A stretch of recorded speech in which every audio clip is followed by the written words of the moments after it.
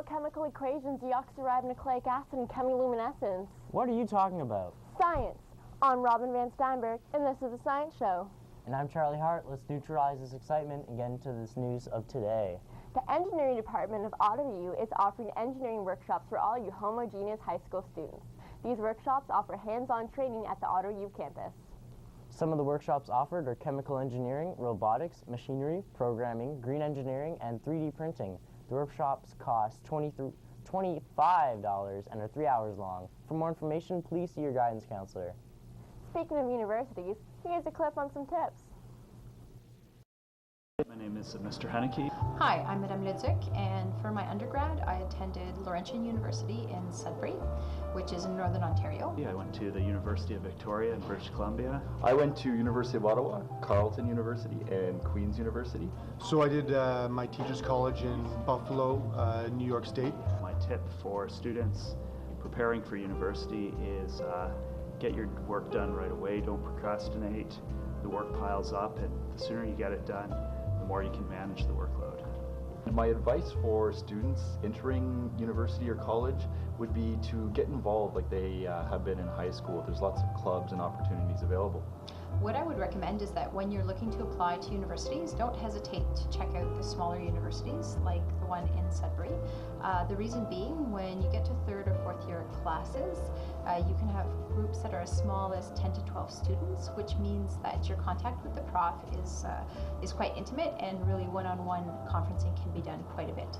And it was a really cool experience just being able to be outside of Ottawa for the first time. So just to sort of see a new dynamic, a new city was really cool. As far as teaching and learning, it's basically like you would experience here, so that's not too different.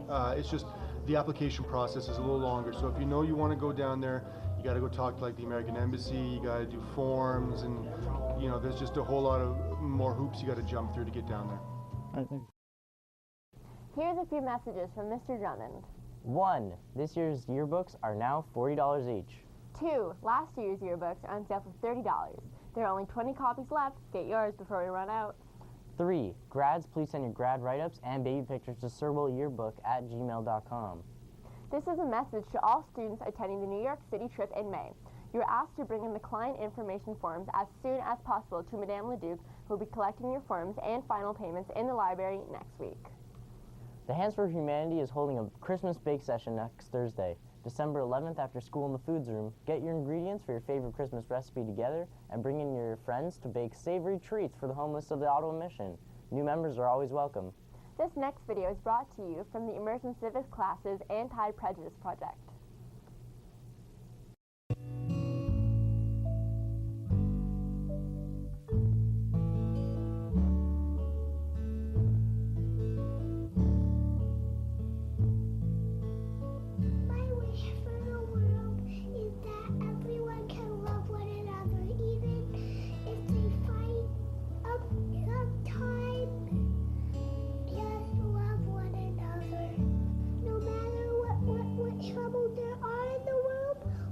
Happy as long as they're in love.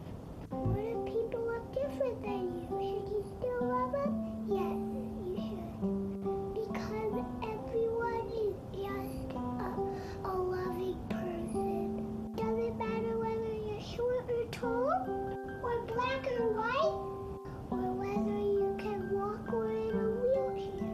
We're all just people doing our very best. If you see someone little like me, you'll realize they're just people like everyone.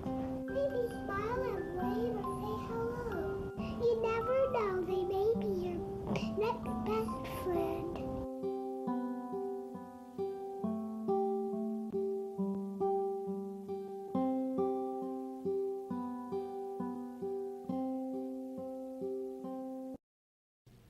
A reminder that tickets and permission forms for the Blind Date event are available in the CAF at lunch. You'll first need to get a permission slip signed by your Period 1 teacher. The event will be held during Period 1 this coming Wednesday, which is the period before lunch. Monday will be the last day to get your tickets. Now let's take a look at the weather with Madison.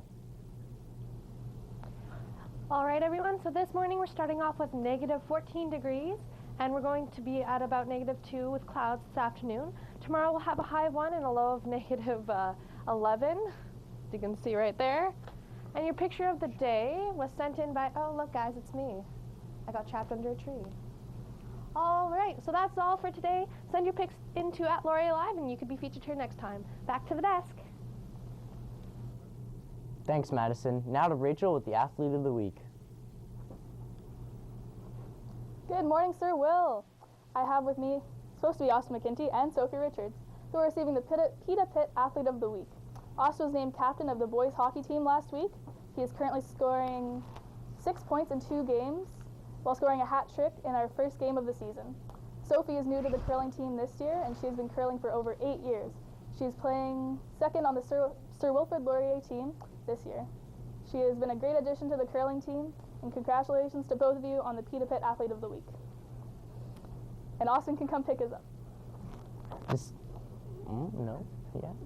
The senior boys basketball team played their first game of the regular season yesterday and won 74-58.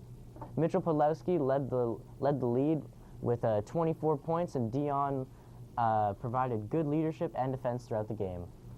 Next week's Lighthouse Youth Group will be hosting the BARF on Tuesday with Pastor Caleb in the Foods Room to reveal part 2 of Hope in Hard Times.